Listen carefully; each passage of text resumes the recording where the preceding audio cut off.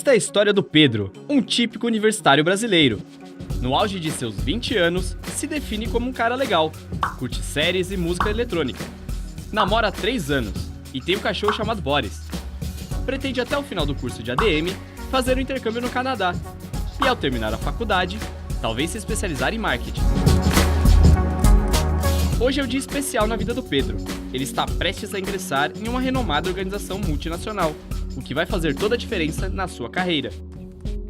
Mas o que o Pedro precisa saber para se destacar em relação aos demais concorrentes e alcançar um lugar ao sol? Para dar aquela ajudinha ao Pedro, nada melhor do que falar com quem entende do assunto: o gerente geral de RH de uma grande organização. O currículo ainda é a principal ferramenta para se procurar emprego, né? Sempre que as pessoas precisam se mostrar para o mercado, eles fazem isso através do currículo, né? Então o currículo é como se fosse uma vitrine para que o profissional possa ingressar no mercado. Como o mercado ele é muito competitivo, então o que pega são as questões principalmente as básicas, que devem ser resolvidas pelo candidato. Por exemplo, a redação do currículo. Ele tem que prestar muita atenção para não cometer erros de português, o que é muito comum acontecer. Então, se um selecionador já lê um currículo com erros de português, já é um demérito para o candidato, já que o mercado é tão competitivo. Anote aí o que não pode faltar no seu currículo.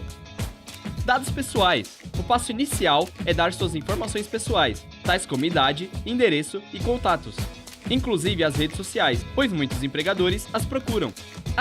Não é necessário mencionar documentos como CPF ou RG. Tais documentos só são exigidos quando se é contratado. Em seguida, aponte sua formação acadêmica, como grau de escolaridade, instituição de ensino e, claro, ano de início e término do seu curso. Defina um objetivo para seu currículo. Esta etapa pode ocorrer antes ou depois dos dados pessoais. Mas seja específico. Aponte o cargo, a função ou a área de trabalho pretendida. Adiante, destaque suas experiências profissionais.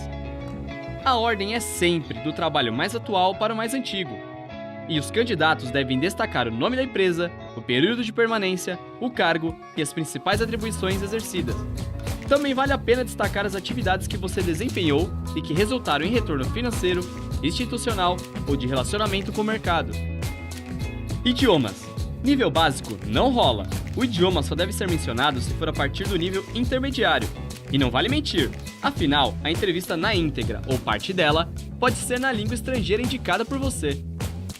Daí em diante, mencione seus cursos extracurriculares, competências técnicas, eventos vivenciados no período da graduação, intercâmbio, ações de voluntariado e o que mais julgar relevante para a vaga a ser disputada. Bom, mas se voltarmos ao início deste vídeo, você com certeza vai lembrar do Pedro, não é mesmo? Ele estava prestes a participar de uma entrevista de emprego. Vamos dar uma olhada nas dicas do Milton para esta fase tão importante do recrutamento de funcionários? E também, hoje em dia, uma coisa muito importante são trabalhos voluntários ou coisas ligadas ao terceiro setor. Então, candidatos que têm essa vocação para fazer esse tipo de trabalho, ele já demonstra ali que ele tem um espírito mais altruísta, que ele trabalha em equipe, e essas são competências muito importantes nos dias de hoje. O currículo é uma vitrine que o candidato possui. Se essa vitrine não retrata o momento profissional do candidato, muitas vezes o recrutador ele pode ter uma informação desatualizada ou ainda errada sobre aquele candidato.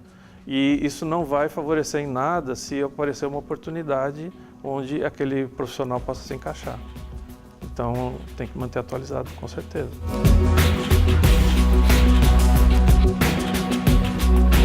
Muitas vezes se fala do melhor candidato, né? O melhor candidato é aquele que se adequa melhor àquela posição, né? E para o candidato se adequar melhor à posição, ele tem que ver quais são os requerimentos daquela posição que ele está se aplicando, que ele está se candidatando, e diante desses requerimentos, ver se ele se encaixa naquele padrão que é requerido e também não cometer erros básicos, né? Como, por exemplo, vestimenta, como, por exemplo, comportamento na entrevista, como, por exemplo, a parte de oratória, né? Quando ele vai expor a própria experiência dele, contar da vida dele profissional e ele acaba cometendo erros de português, erros de concordância, cometendo assim, falhas que são muito gritantes e que quando você pega um candidato que não tem esse tipo de falha, claro que ele vai se sobressair àquele que apresenta. Então, esses erros são gritantes na hora do processo seletivo, né? Anote aí mais algumas dicas que podem fazer a diferença. Antes da entrevista, pesquise sobre a empresa. Pode ser na internet, não há problemas. Procure conhecer seu histórico, ramos de atuação e suas principais características. Estude seu currículo. Geralmente, o empregador fará questões pontuais sobre ele. No dia da entrevista, saiba o nome e cargo do entrevistador, o local, a data e o horário da entrevista. Não se atrase. O ideal é chegar 10 minutos antes da hora marcada. Vista-se de acordo com o perfil da organização ou de sua profissão. E por favor, desligue o celular. Isso mostra respeito e bom senso. Durante a entrevista, esteja preparado para responder sobre a pretensão salarial, disponibilidade para viagens e limitações de horários, perspectivas futuras, ambições e outras questões de mesma ordem. Evite comentários negativos ou queixas sobre o emprego anterior. Nunca implore pelo emprego. Seja simpático, positivo e demonstre entusiasmo em suas respostas. Se você acha que acabou por aí, está enganado. Se liga nas orientações do Milton sobre dinâmica em grupo, outra etapa fundamental para a seleção e o recrutamento em recursos humanos.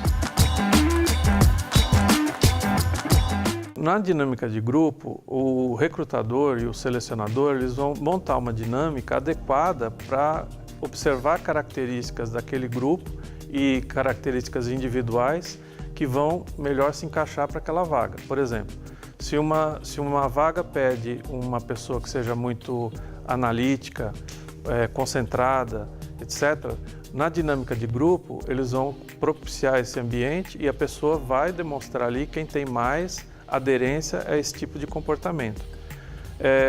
Muitas vezes as pessoas na dinâmica de grupo, querendo mostrar competitividade, garra ou querer se sobressair, vão mascarar aquilo que é próprio delas para criar um comportamento que não é adequado para aquela dinâmica, né? E isso vai influenciar diretamente no resultado. E podem rolar testes práticos, Milton? Muitas vezes o teste prático ele é necessário realmente para você identificar se a pessoa possui aquela experiência, aquela competência necessária para aquele cargo. Se as empresas lançam mão desse tipo de teste, ele realmente agrega no processo seletivo. E eu acho que muitas vezes, né, alguns candidatos colocam até experiências que eles não possuem no currículo. E o teste ele serve para verificar se aquela pessoa realmente tem aquele conhecimento, aquela competência, para que o processo seletivo ele seja realmente efetivo. Porque muitas vezes, só na entrevista ou só no currículo, a empresa não consegue identificar se o candidato realmente possui aquilo que está no currículo, que está declarado ali. Caso Pedro fique com a vaga, é importante ter claro que sua trajetória profissional não para por aí. Ao contrário, ela está apenas começando. Em pouco tempo, como é típico de sua geração, Pedro já estará traçando novos planos para o futuro. Eu sou da geração X, né? E aí a gente teve a geração anterior, que era a Baby Boomer, mas a geração Y, que é essa que nós estamos falando, ela realmente tem como característica uma ansiedade de uma carreira rápida e, diferentemente das outras gerações, ela não se apega tanto ao empregador. Se houver uma oportunidade numa empresa onde ela vislumbre uma progressão de carreira, muitas vezes ela realmente opta por mudar de empresa porque o foco dela é essa carreira mais rápida, né?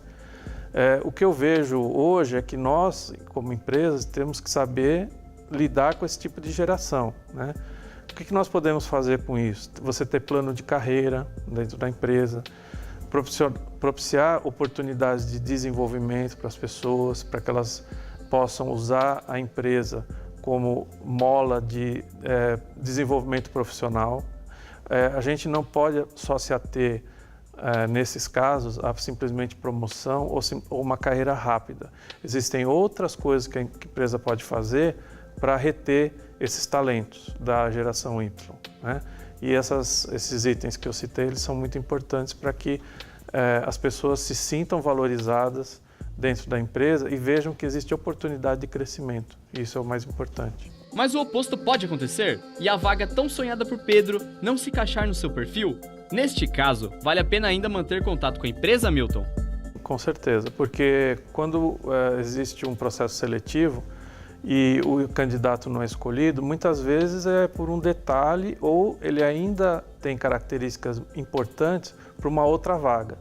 Então, na medida em que ele continua mantendo contato com aquela área de recrutamento, com aquela área de recursos humanos e se coloca à disposição para um próximo processo, ele pode ser realmente que ele tenha um aproveitamento devido a essas características e a própria persistência, neste caso, é vista como algo positivo. Você ouviu a voz da experiência. Se não for desta vez, não há por que se lamentar. Envie uma carta de agradecimento após o processo seletivo. Faça com que o empregador lembre-se de você em outras oportunidades de emprego. E fique na torcida, por uma guinada em sua carreira. Fui!